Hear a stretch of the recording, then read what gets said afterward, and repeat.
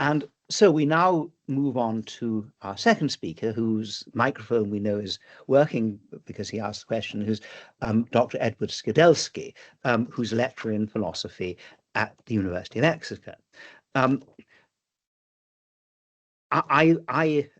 have met Edward a number of times, especially in relation to his work as director of the Committee for Academic Freedom, where I think he does a very great deal of good in a very sort of quiet and reflective way. His original work on philosophy was writing about Ernst Cassirer, and this resulted in a book in 2009, Ernst Cassirer, The Last Philosopher of Culture, published by Princeton. But now Edward's working on moral and political philosophy and has published a great deal on the ethics of capitalism, the value of happiness, and the philosophical importance of the history of ideas. There's a book of his to be published again by Princeton next year, which I'm very much looking forward to reading, called The Language of the Virtues. And the paper today is called The Quiet Revival and the Rebirth of the Sacred. So over to you, Edward.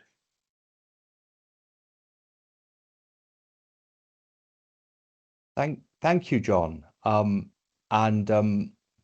I should start with an apology, first of all. The title of this seminar series is Conservatism and Political Philosophy, but my talk is political philosophy only in the very loosest sense. It is, however, extremely pertinent to conservatism, and it is, anyhow, I think, interesting and timely. So the topic of my talk is what has been called the Quiet Revival, that is, the unexpected rise in Christian faith and practice in the UK in the last decade. The phrase Quiet Revival comes from a report published by the Bible Society in April of last year, which claimed to show a 50% increase from 8% in 2018 to 12% in 2024 in the number of adults saying that they attended church at least monthly. Two further findings from the Bible Society report are noteworthy. First, the rise in regular church-going appears to be particularly marked among 18 to 24-year-olds, from 4% in 2018 to 16% in 2024. Young people are now more rather than less likely than adults as a whole to attend church regularly, a reversal of historical trends. Second, the revival in church-going is particularly marked among men, especially young men. Male attendance, at 13% on average, now outstrips female, which is 10%. And over a fifth of men aged 18 to 24, 21%, now say that they are attending church each month, far higher than their female peers at 12%.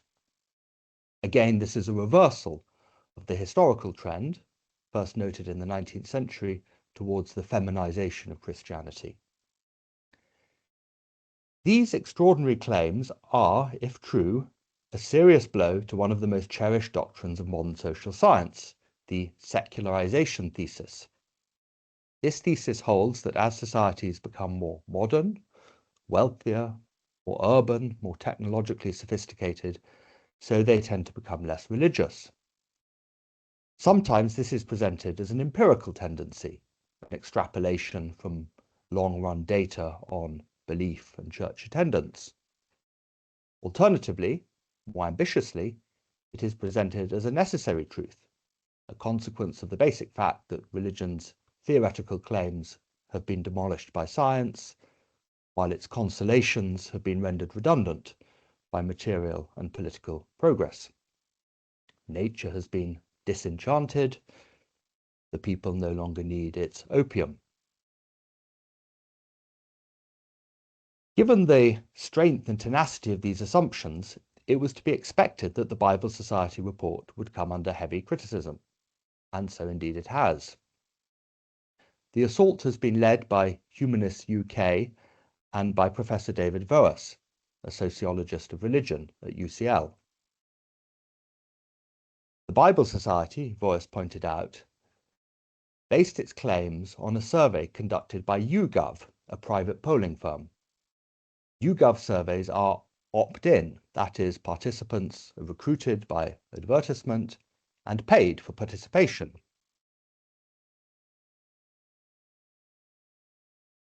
They are not a random subsection of the, they are not a random subsection of the general population, and the risk of careless and even AI-generated answers is high. When surveys of religious belief and practice are based on random probability samples, the gold standard in social science, they confirm the well-established finding of long-run decline, claims Varas.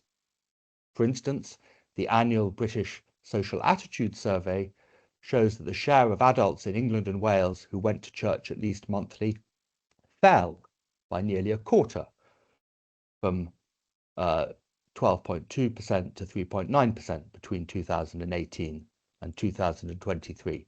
So that is a direct contradiction of the claims of the YouGov survey. So who is right? Round one in this sociological tussle has gone to the skeptics.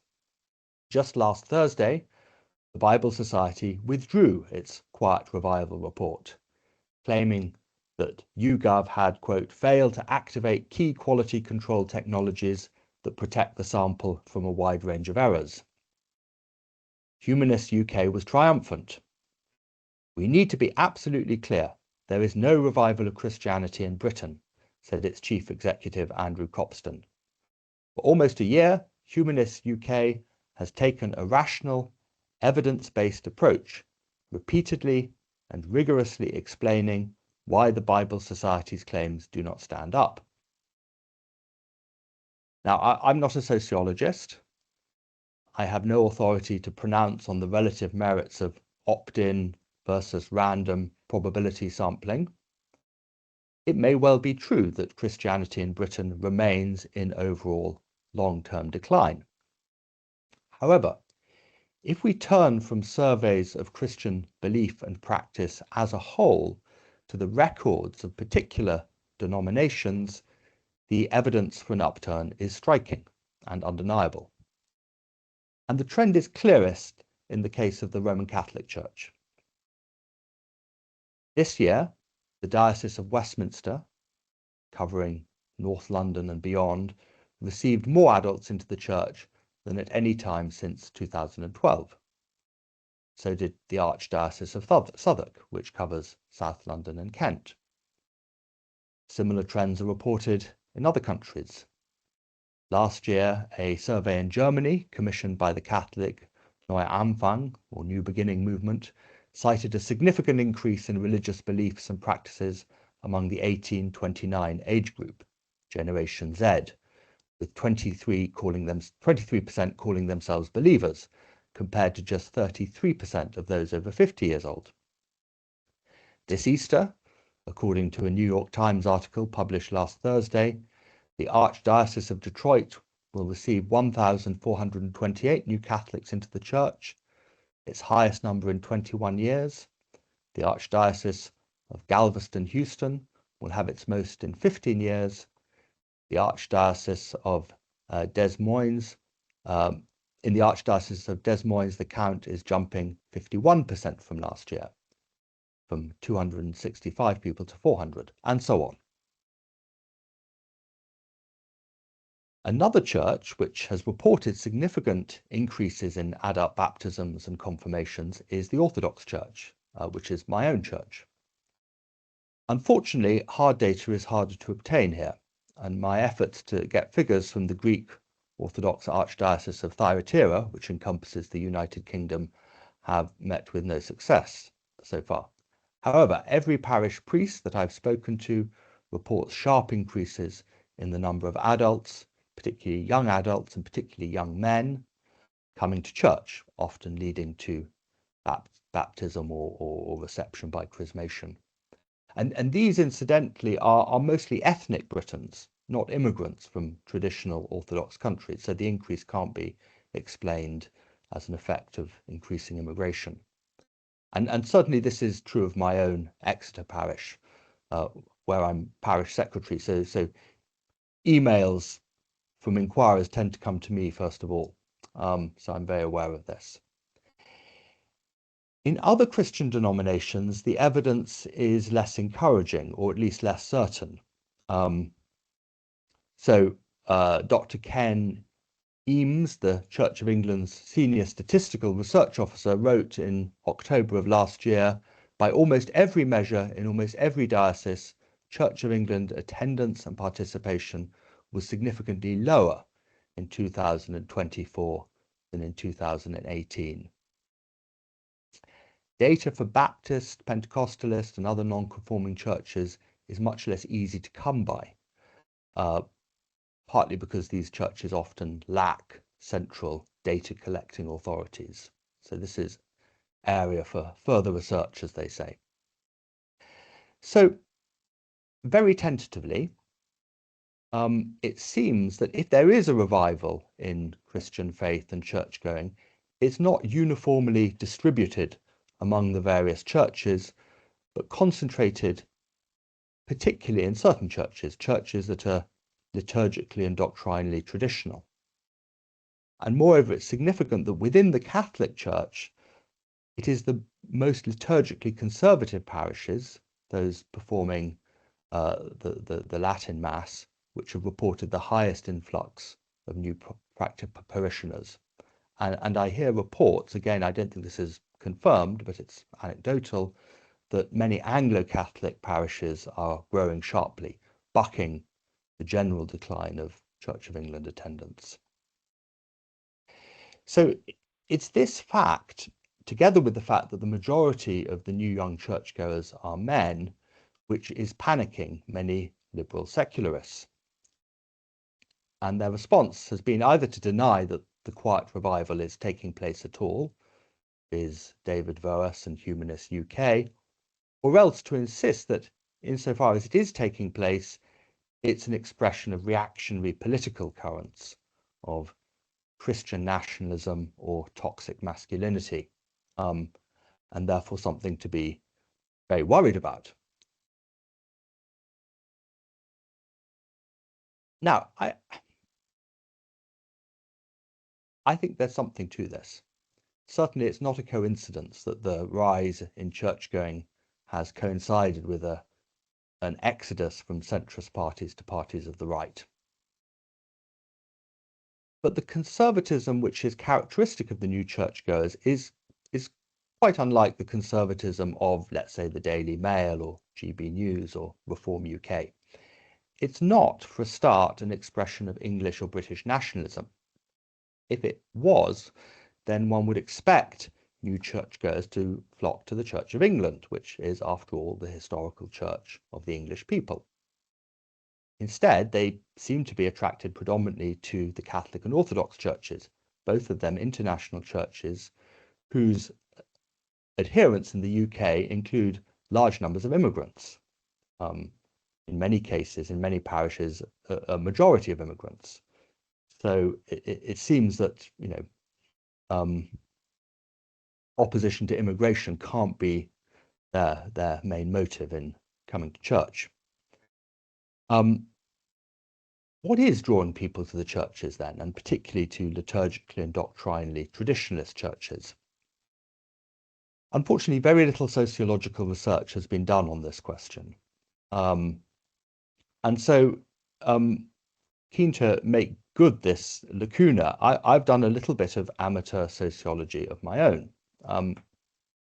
Specifically, as keeper of our parish email account, I was able to write to many of our new parishioners, both recently baptized and catechumens, with a short questionnaire consisting of 4 simple questions. What is your age? When and how did you first learn about orthodoxy? What attracted you to orthodoxy? And were you a member previously of another church or religious group? If so, what led you to feel dissatisfied with it? So I sent this questionnaire to 21 people, 9 responded, 7 men, 2 women, aged between 19 and 61, though the majority are towards the younger end of that age range. So this is not rigorous social science, I hasten to add. Nonetheless, the answers I received contain some very interesting clues, which I hope could guide further, more rigorous studies in the future.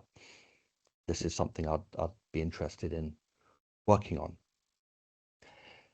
So of the various motives drawing my respondents to Orthodox Christianity, 2 stood out in particular. First, there's the fact that the Orthodox Church is, or proclaims itself to be,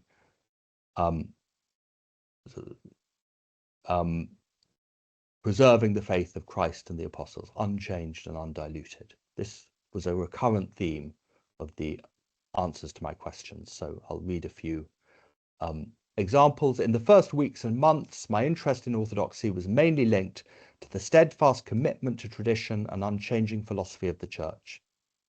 This was no surprise, as I was always a more traditionalist person and admirer of anything I perceived as consistent and strong.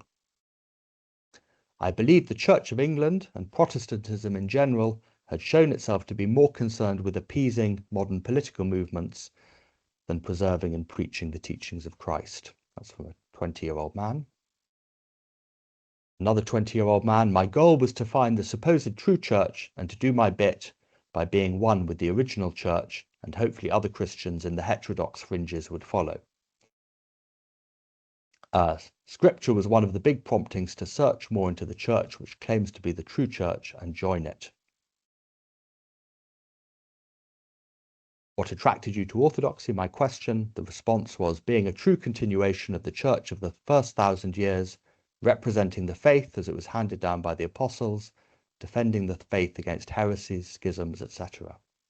Having detailed, precise theology through councils and patristics, but also sacrificing scholasticism for real spiritual participation, union, and restoration. Using scripture and revelation interpreted through the fathers as the source of truth, and not changing, innovating, developing over time when scripture does not. Relative inflexibility when it comes to ecumenical matters to preserve the doctrine of the faith. Truth doesn't change. Again, what attracted you to orthodoxy? I found it to be more grounded in reason, church history, and facts. Orthodoxy has held to the same beliefs since the beginning. Another respondent, it's the original form of Christianity founded by Christ and his 12 apostles. I knew I needed the closest original form of Christianity in order to be guided in becoming as Christ-like as possible. So a recurring emphasis on the historical inflexibility and consistency of the church. And by the way, many of the respondents said that and showed that they'd read quite a lot of church history, patristics.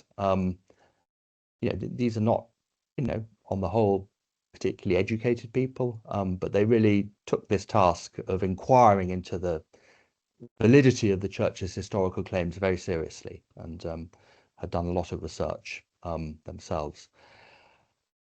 Liturgical as well as doctrinal traditionalism was also a motive for some. So I'll read out a few answers. Full sensory services that feel alive and active, beautiful aesthetics that glorify the divine, sacraments and traditions that are all grounded in scripture, including Old Testament typologies and ancient tradition. I liked the chants and worship as they made me feel as if I was understanding a new part of God. I like how the different varieties of Eastern Orthodoxy sing and chant, in comparison to the modern day types who have full bands, lighting, and maybe even a smoke machine in a desperate attempt to stay relevant and draw in the younger people. I cannot take them seriously. I honestly do find them to be a bit cringe, although I respect they're trying to bring them to Christ. It just doesn't seem like the right way to do it. From a 26-year-old man who, by the way, before becoming Orthodox, was a a punk rocker and a Satanist. So, you know, you might have thought he'd be rather attracted by the smoke machines and rock bands, but no, quite the opposite. In a world of marketing, entertainment, and propaganda, I noticed that I was not being sold something, being made to feel anything, or being persuaded of a point of view. A 56-year-old woman. Finally, many of my respondents mentioned the fact that Orthodox Christianity is not simply a belief or theory, but a total way of life, complete with prayer rules, fasting rules, etc. I became more fascinated with the personal and spiritual life that Orthodoxy demands, especially after encountering the lives of different saints. It was these physical aspects of faith that attracted me so, as I had felt hopeless in many spiritual struggles, such as fornication and lust, and sought a medicine that I could not find until I encountered the church, a 20-year-old man. I attended some high Anglican services when I moved to Oakhampton in 2021, because that's what's local, but it didn't take, lacking richness and fulfillment compared to what I had understood Orthodoxy to hold. No disrespect to them, but it seemed like a social club for pensioners. Even before I had attended my first Divine Liturgy to directly compare, the services were cold and stiff. Christian was not lived in the way I now understand it. It just meant someone who was baptized. I was Pentecostal. I did not feel dissatisfied with it until I encountered Orthodoxy. I did not find the beauty and lived outness of the faith in my Pentecostal church. It was all theoretical. If someone had a unique way to look at an idea in Scripture, that's all it was. It did not extend past words and dogmatic beliefs. For example, we believed in the Trinity, but we didn't live it out in our daily lives or our prayers. A 19-year-old man. Not only does it provide wisdom, it provides peace, practice, and routine. The emphasis on the embodiment of community emerging from a Trinitarian ethos, the lack of separation between doctrine, life, and worship, the effects these beliefs and practices have on people. That was another set of reasons given for coming to Orthodoxy.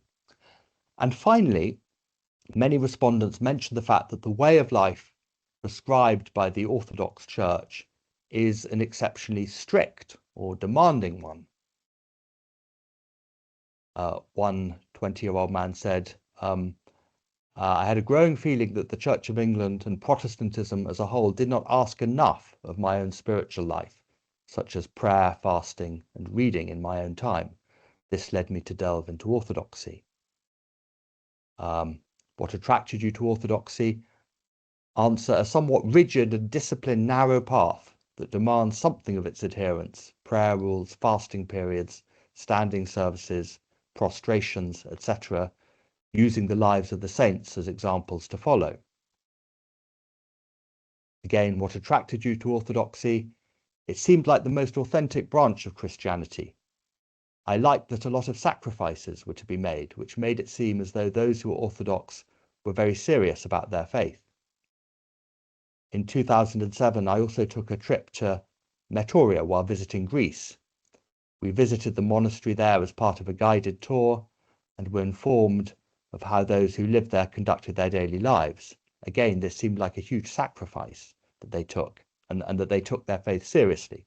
This experience stuck with me. Now, curious to see if these particular motives were more widely spread, I wrote to one young Catholic convert I know, a member of the Sacred Heart Church here in Exeter, and much of what he said paralleled the answers given by the Orthodox churchgoers.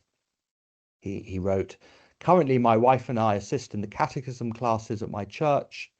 In our own class last year, there were 15, which was up from the year before. This year, there were 33 in Sacred Heart alone. An even mixture of baptisms, confirmations, and receptions into full communion. And the same trend has been reported in the Plymouth and Bournemouth areas, which both have high student populations. This is not to say that it is only young people. Couples in their 30s, middle-aged women whose partners are atheist, older men who have been away from the church since childhood. It is the range of demographics that staggers me more than the amount. It is truly very mixed in my experience. The central factor seems to be that they are all looking for answers to questions about morality. What does it mean to be good, etc.? And the vast majority specifically to be attracted by the stability of the church, the fact that it has not bent the knee to modern trends, as they have seen a lot of other churches do, but also a general appreciation for the depth in the church. Many that I meet are actively excited to learn about the historical as much as the sacramental aspects. So the same interest in church history, in continuity, that is attracting our new converts. And speaking specifically of his own attraction to the Catholic faith, this man wrote, "I feel a spiritual and emotional pull to the church. But I also had come to the conclusion that I had not properly wrestled with the issues about apostolic succession and the real presence. Furthermore, I had a cousin that converted some years ago, and he gave me a rosary at a particularly difficult time in my life, which after praying a few times became a central part of my prayer life. Aside from that, coming from a musical background, I had always loved the sound of Gregorian chant and wanted the opportunity to actually sing it. So again, very similar combination of motives. Now look, these are very small samples. Obviously, much more research needs to be done. But if this small sample is in any way representative of the new generation of converts to Christianity, we can perhaps draw a couple of very significant conclusions. First of all, what seems to be drawing people to the church is not just religious faith in the abstract, not just a desire to form a personal relationship with Jesus, but the desire to be part of a concrete corporate body which is in direct continuity with Christ, maintaining the faith which he gave to his apostles. And the particular attraction of the Catholic and Orthodox churches lies in large part in their claim to be such bodies. This is significant because it overturns the governing assumption of many churches, which is that the reason that young people are no longer coming to church is that they find it to be old-fashioned, out of touch, out of date, etc. As a result, these churches have bent over backwards to make themselves more relevant by modernizing the liturgy, modernizing their music, liberalizing their moral teaching, and so forth. Yet it is precisely those churches which have gone furthest in this direction which have seen the greatest fall in attendance. It seems that what attracts young people to the Christian church is precisely the fact that it is not of this moment, that it represents something ancient or even timeless. It offers an escape from what you might call the parochialism of the present, from the limiting assumptions of the present moment. It puts people in touch with something much longer and deeper.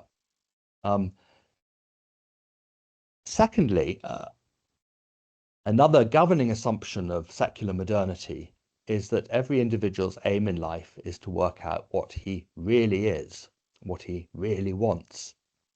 In other words, to achieve authenticity. And it's the role of parents, teachers, mentors, those in authority to aid him in this endeavor. But what the respondents to my survey make very clear is that this is not what they want from those in authority. What they want, what they crave, is guidance, rules, discipline. They don't just want to be told, be yourself, do your own thing, live authentically. And I'm reminded by a remark which struck me very much at the time I read it a long time ago from the character of Nafta in The Magic Mountain. So this is Thomas Mann's novel written in the 1920s. Nafta being the archetypal reactionary Jesuit priest. And he says to his liberal humanist counterpart, Settembrini, he says, what people don't realize is that the deepest desire of young people is not for freedom, it's for obedience. And I think that appears to be once again the case.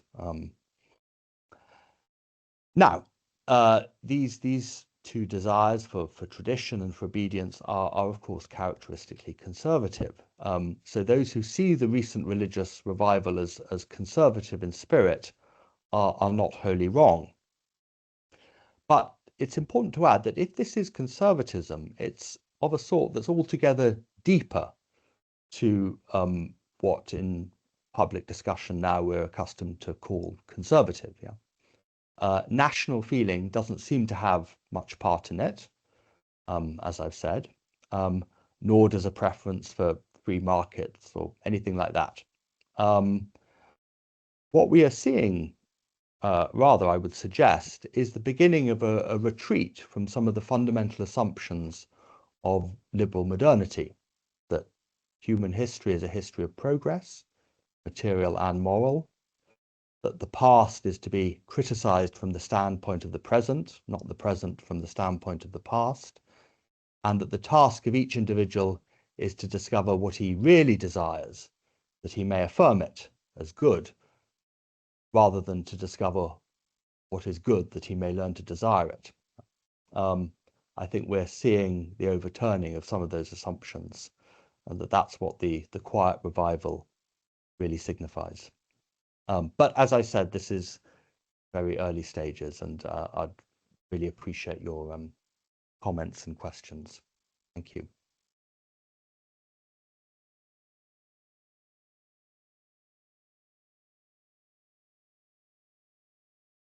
Well, thank you very much indeed. And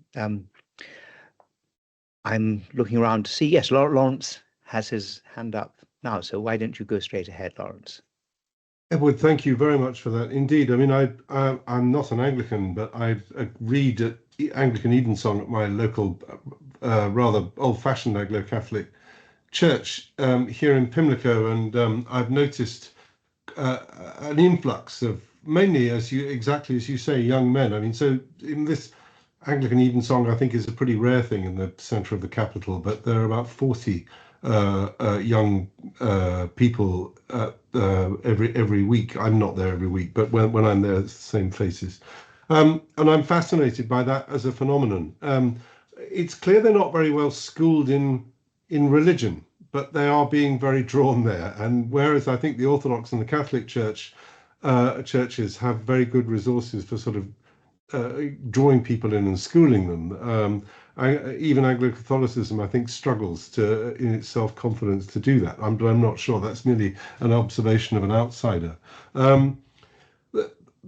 The confidence in that religious revival takes a different form in some aspects of the United States. I mean, I've seen some conservative sites in the United States arguing that only, for instance, I mean, in a fairly extreme form, only Christians should get a vote.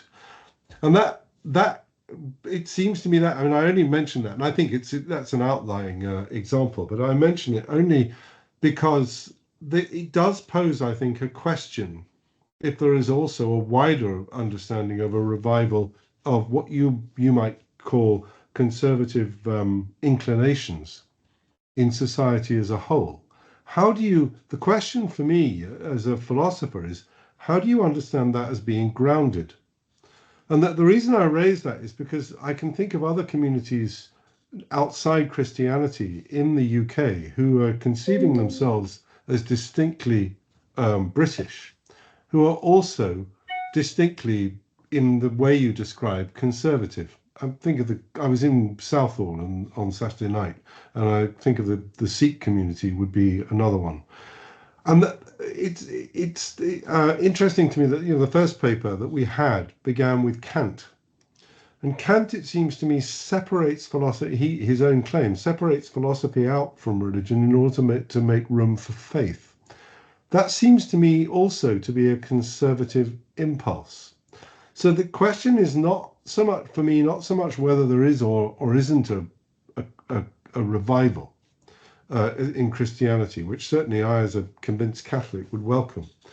But how one understands it and what one does with it. And I wondered if you'd comment on that. Okay, thank you. A lot of comments and questions there. Yeah, on the revival of High Church Anglicanism, I was very struck going to a conference at Pusey House recently, which was followed by Evensong. How many young people there were at Evensong? It was packed actually, and they weren't the sort of people who you might have expected at an Anglo-Catholic Evensong. The sort of people I used to bump into in my own Anglo-Catholic days, rather sort of tweedy young men. They were, just a sort of, cross section of the population, it seemed to me, but very clearly very committed and regular. They knew all the responses. They sang beautifully. And I've heard reports from other Anglo-Catholic parishes that similar things are happening. But again, I don't think there's any data on this.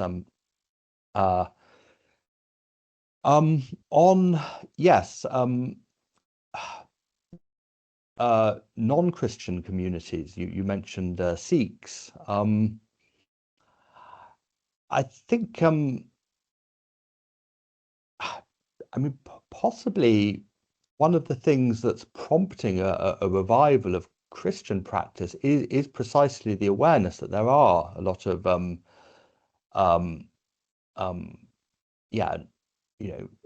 Muslim, Sikh, and other communities who have very strong religious traditions, and this has given rise to a sort of envy among young, white British people. I mean, that they've got a religious identity, we don't, and this is felt as a lack. And so perhaps it's been suggested is one of the things that is encouraging a return to the churches among white British people. It needn't necessarily be a hostile or exclusionary gesture, but it stems from a kind of envy.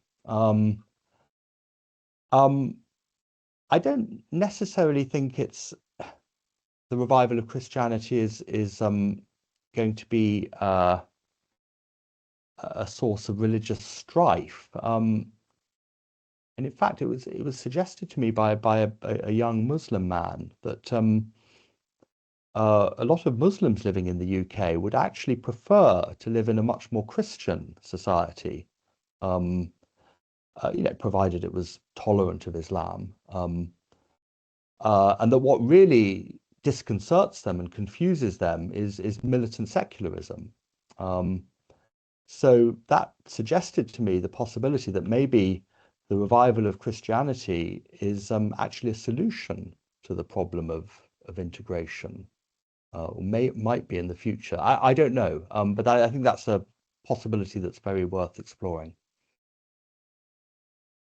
Yes, thank you. Thank you very much. So, right, Facundo, I think you have a question. Thank you. Yes, just a quick one, actually.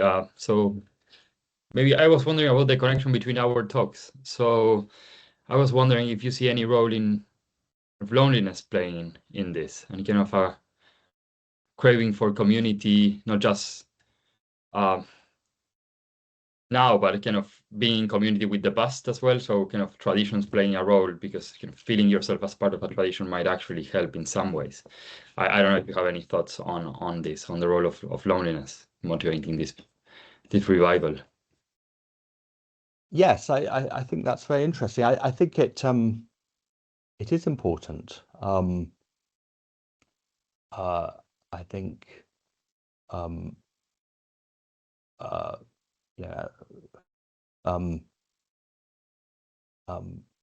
family structures are a lot weaker than they were. More and more people live alone. More and more people are alienated from the traditional institutions of society: schools, universities, workplaces. And this, of course, was greatly accentuated during COVID, when people were, literally alienated from their workplace and from schools and universities, thrown back on themselves, and much of the soul searching that this religious revival grows out of took place during COVID. So yes, I think that's right. I think it is part of a quest for community. But there, of course, there are many forms of community, and it's interesting that it should take this particular form. Yes, I wonder about that as well. So yeah, if you have any thoughts on that, please share them with me eventually. Gudrun. Yes, thank you very, very much for your talk. From the perspective of a non-believer, I look at your account with some surprise and maybe some envy. I would have expected converts to either Catholicism or Orthodoxy to have more, to give more importance not to the aesthetics or the tradition, but to the spiritual context, to what is our place in the cosmos? Is there a God, and how can we in touch with it? And also the question of salvation. So did you have any responses in that way? Well, this was maybe a limitation of my questionnaire, because my question was specifically what attracted you to orthodoxy, not what attracted you to Christianity or what made you believe in God, right? Those, had I asked those questions, then they might have given answers along the lines you suggest. So I suppose those were slightly precluded by the way I formulated the question. That could be, but I still think you would have thought in the answers they gave to you, there would be sometimes, well, I was looking for the meaning of life, or I was looking to be in touch with God, or to be saved, even immortality. Yeah, interesting that I mean, a few of them did mention that. Maybe I didn't quote those, but yeah, it's interesting that they didn't say. Because I Yeah. think it is precisely those topics that separate unbelievers like myself from believers of whatever religion.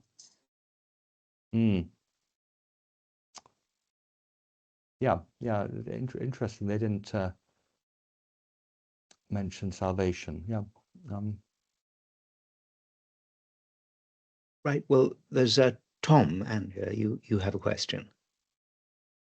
Thanks very much, Edward. So I suppose one question I would have is to what degree the English context matters, because there seems evidence for this change across Western countries to some extent, but there might be a particular series of factors in England. In my experience, because I grew up there,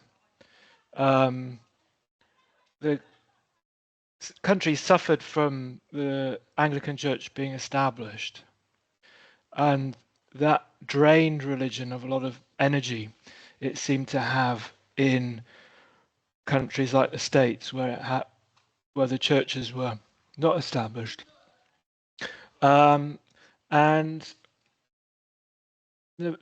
also there were other factors in particularly England, which was the way in which imperial history had acted as a source of meaning and loyalty, and that had completely disappeared in the 70s. And I think that that's another factor, that British people had abandoned the churches because there wasn't any need for them, felt need for them, because there was such a strong meaning in being British. And then that disappeared. And so there's kind of, on multiple fronts, there was a lack of resource for people. And I think it's strange it didn't happen in my generation, what you're talking about. There's a kind of delayed effect. Do you have any thoughts about the English context? Yes, thank you. I think that's right. I think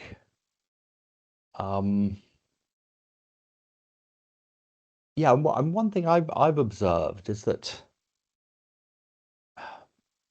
in the past, I think if you were English, your identity as a Christian was very much bound up with your identity as an English person, right? And that's true even if you were only a nominal Christian, even if you only went to church a few times a year. It was, and of course that unity was embodied in the Church of England. And yes, that I think has faded away. As the Church of England itself has become increasingly irrelevant to the spiritual life of the nation. And now, when young people decide that they're Christian, that identity is not part of a package together with their English or British identity in the way it used to be. I mean, they both might be strong, but they're not connected in the same way. They're separate. And that's why a lot of people feel quite comfortable joining a very manifestly foreign church like the Orthodox Church. And I suppose I'm speaking partly from my own experience here. When I decided I believed in God in the 90s, I thought, well, I better join the Church of England because I'm English, and so I did. Whereas that's no longer the automatic thought pattern of people today, I think. Yes, I hope that answers the question, or at least in part. Good. So, Brandon, you have a question. Yes, thank you, Edward. I mean, for others, for full disclosure, I work with Edward. I'm his colleague, but on the theology and religion department here in Exeter, and I'm also a priest, so I work with him at the parish that he mentions. I myself, I must say, I'm somewhat flabbergasted and confused by what I'm seeing on the ground. So just to turn to my classes, so I've taught in Exeter for the last 10 years, and the students, when I first came here 10 years ago in the classes, often would wear their atheism and unbelief on their shoulders. And that's markedly changed. And now I see them as much more exploring. And it can be, many of them are, Christians of some variety, some evangelical, some not. Converts to Catholicism, I've got a lot of those. And people who are pagans, self-described pagans. This is something new. Again, it's anecdotal. And then now speaking towards my colleagues, I mean, I'm very much in English context. A lot of my colleagues are atheists and agnostics, but even though they teach religion, they tend to be suspicious of it. And then there are people who, like my colleague, one of my closest colleagues, who's an Anglican priest. But they tend to see this phenomenon, which they've acknowledged, as they immediately think of it as political. Oh, this is, some sort of thing where it's angry young people, young men. But that's not what I'm seeing. I'm seeing this with everyone. And then in the parish, I first started seeing this because it was usually the people to convert to Eastern Orthodox, you have to be very eccentric. And we got the occasional eccentric. But then it started to change. And I started to get all these just regular English British people, not necessarily, they had no tie. Often they would have been raised by parents who were agnostics and atheists. And it just has now become a flood, so that I spend most of my time talking to these people on Zoom or in the classroom, and so my question for you, Edward, and whether or not, YouGov sort of messed up on their thing or not. I mean, something is going on the ground, and I know this is the case, not just in this country, by the way. I hear this from priests in France and in Germany and in Switzerland, and it's already been happening in North America. But if this is something which is actually real, that it's not just a flash in the pan, as it were, what potential political implications? Because this is, of course, an area where you work. Because we're ruled by people who, have just accepted the dominant narrative that, we're going to grow up and religion is going to shrivel and we'll become sort of enlightened beings with a disenchanted kind of universe. I mean, is there any chance that this could change things in terms of actual substantive policies? Not just a more robust, kind of pushback on, let's say, abortion, aborting sort of things right up until, birth, full, or in terms of euthanasia. But, could this have, wider implications? Well, I think so. I mean, just on your first point, yes, I think this is part of a much wider revival of interest in the spiritual, or the sacred, which flows in all sorts of directions, not necessarily Christian. You mentioned the large number of New Agers and neo-pagans, and I mean, what one would really like to see is a comprehensive survey of people from all different faith backgrounds or none, and then one would get a better sense of what's motivating people. And obviously, you'll sort of expect Orthodox believers to talk about the church fathers and the beauty of the liturgy and so forth, but presumably that's quite different from what pagans talk about. But what are the communalities here? That would be interesting. On the political implications, yes, I think there are some overlaps between the religious revival and the revival of the right. I think they're distinct, but there are some overlaps. I think they're both a response to the draining away of authority from the mainstream institutions of our liberal democracy, the old political parties, the universities, schools, and so on. I suppose you could say they're a result of radicalization. I mean, radicalization in the broadest sense, which people have become alienated from these institutions. They've gone back to the fundamentals, the sources. They're looking in at society from the outside in a way that they didn't used to. So I think that's a common feature. Again, I think it's very like what we saw in the 1930s, when there was a similar alienation from the institutions of mainstream society and a similar radicalization, which could lead in rather disastrous directions, but it also led to figures like Simone Weil or Dietrich Bonhoeffer. So yeah, I think we're seeing something like that.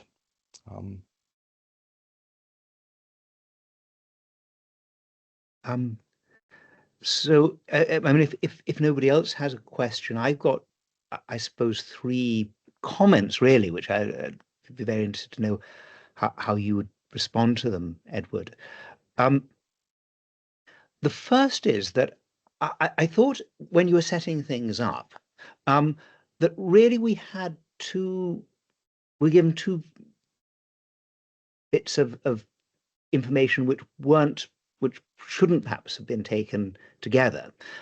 So this survey, which was done and then repudiated, seemed to be about people mostly who were notionally members of a church. So these are probably people who say they were C of E, and whether or not they went to church occasionally rather than not at all.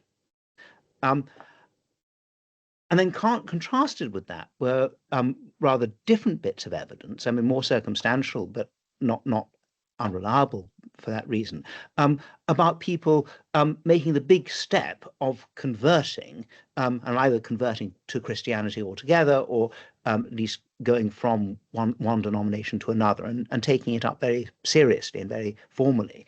And I mean, I wouldn't be at all surprised if, on the one hand, that first survey really was misleading, and the humanists are right about that.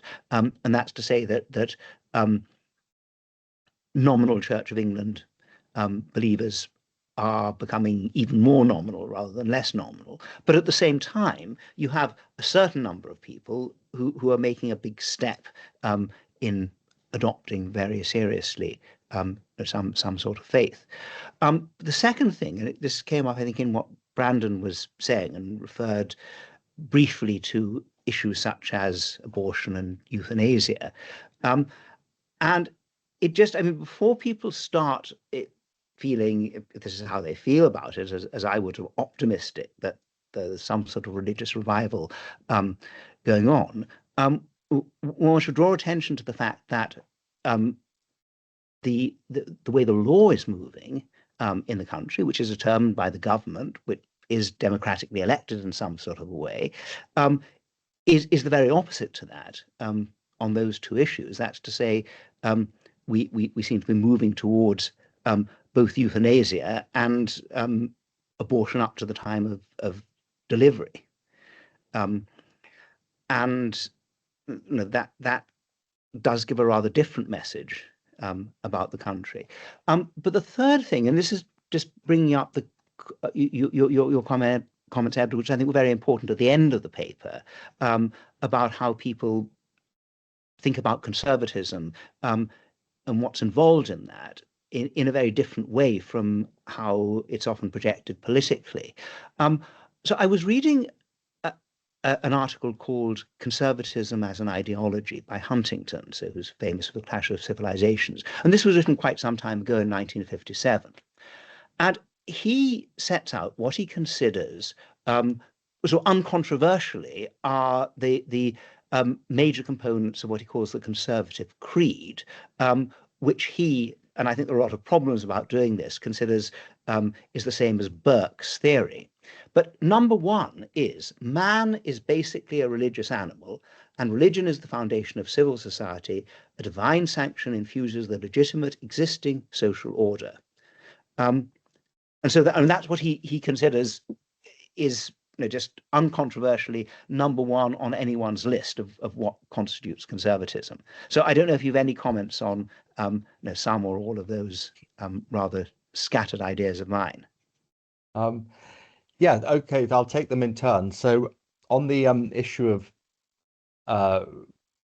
regular versus periodic church going, so the question the YouGov survey asked participants was, do you go to church at least once a month?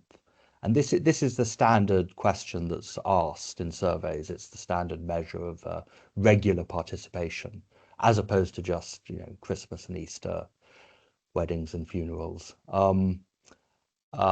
So it is quite regular, at least once a month. But yes, it doesn't distinguish between those who've been baptized or confirmed and those who haven't. That is a limitation. On the increasing secularity of the law, yes, I'd agree with you. I mean, I think that this movement, if that's what it is, still remains on the political margins.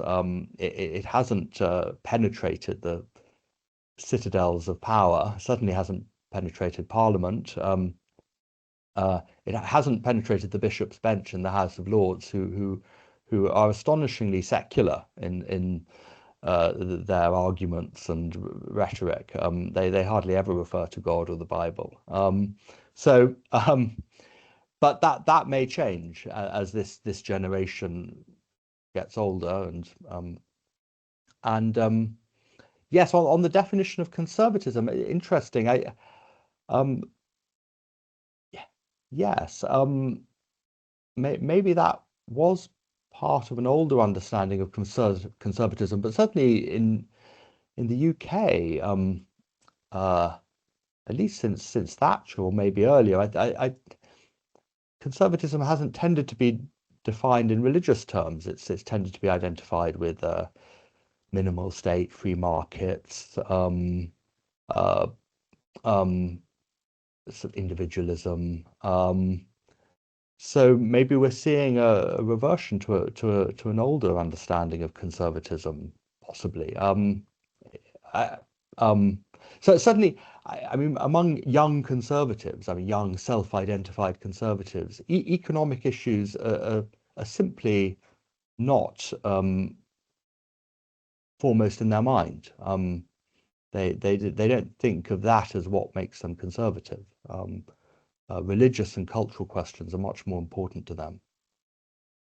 Well, thank you very much for answering my as well rather scattered questions so well. And well, firstly, may I, along with everybody, thank you again for your paper. Thank you. And I'd like to thank, well, thank you again very quickly after thanking you again, but also thank Facundo for his paper. But also, can I say a very special thanks to everybody for your contributions to the discussion, because I think we've had really good discussions where everybody's taken part, and where we seem to have developed the ideas in just the sort of way I would have hoped.